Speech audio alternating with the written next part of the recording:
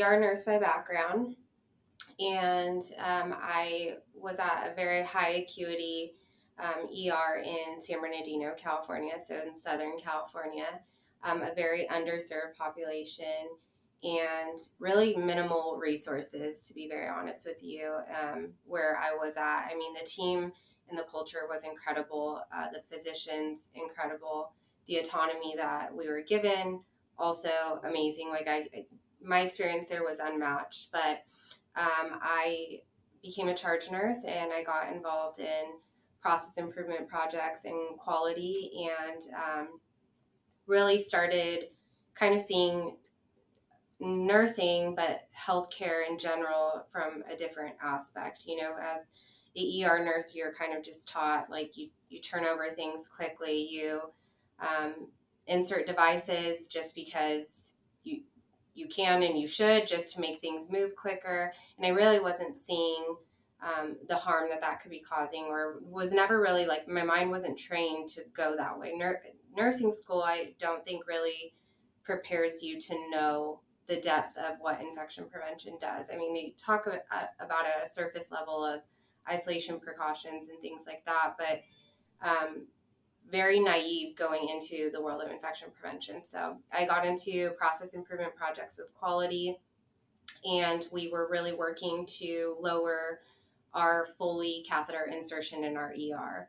And so I kind of, took that project on, and the CNE at the time had approached me and told me that there was going to be an opening in infection prevention, because I had expressed I was enjoying it and interest. And I was telling her, more long term, that I think it was something I might look into. I was really enjoying bedside still, was enjoying being a charge nurse.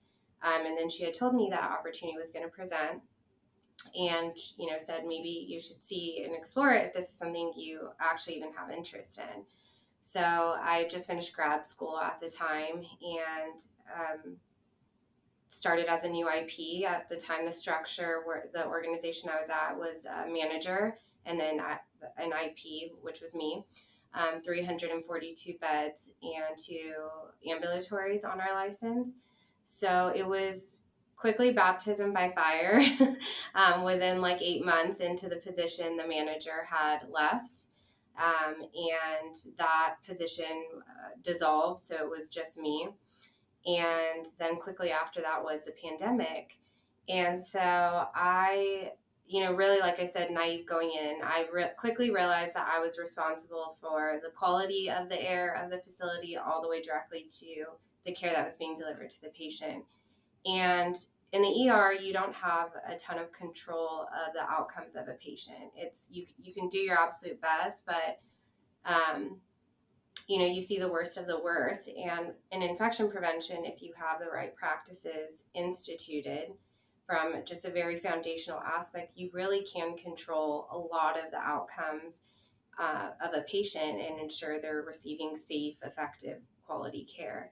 And that concept really intrigued me, and I kind of just took that and ran with it, and just kept seeing, there's so much more to learn from a construction aspect, high level disinfection, and then the pandemic. And that's kind of what really drove my, I guess, passion for it, but also fear. I was a brand new IP. I mean, I still very much consider myself a novice. It's going on 6 years of being in the profession, and I'm still just learning so much.